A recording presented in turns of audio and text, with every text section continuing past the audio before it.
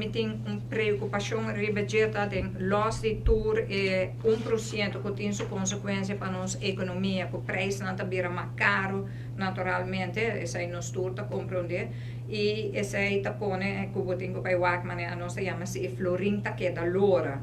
que men se a gente não está stop de comprar produto não, como companhia e ora aí vai ter menos entrada, naturalmente menos entrada para o governo também. Então, vamos ter, tá hope que dá, ora bota kita placa uiteindelijk die comunidade para o mês, para sobre a como governo tem tekort em parte aí, pensei nós também sempre corta na o mês, é para mim que bota bem seca a comunidade, pero onde é ideia não com a atrese de lá na fevereiro e a reaccionária vai acaba pero a é mais definir tá a decisão que não quer não toma decisão que cada diretor de uma companhia ja meester tem salário que não tem calculado de 4.166 florin per luna, ok, pero o diretor aqui meester está dono também de companhia e meester tem shares não.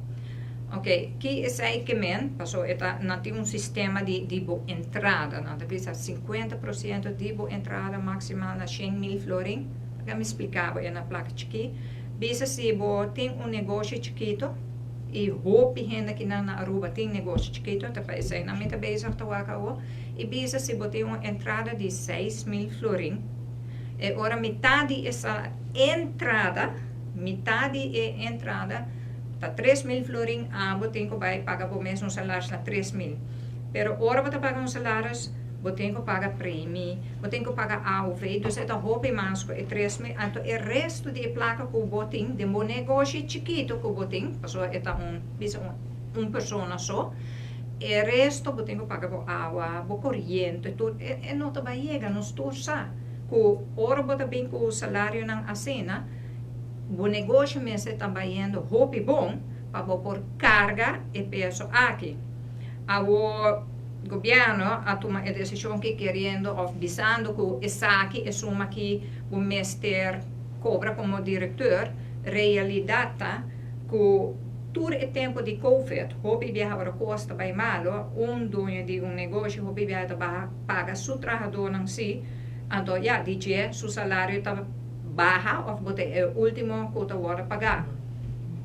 De qual é a preocupação? 70% de nossos negócios na Aruba está klein en medium bedrijf. Klein está gente, tá botamos negócio aí, ter como 3 para 5 gente. Que men se você bem recebe salário de 4.166, pero vamos pôr 4.000, você tem que pôr esse aí, você tem chance que você vai tomar uma decisão, que você vai cortar outro caminho.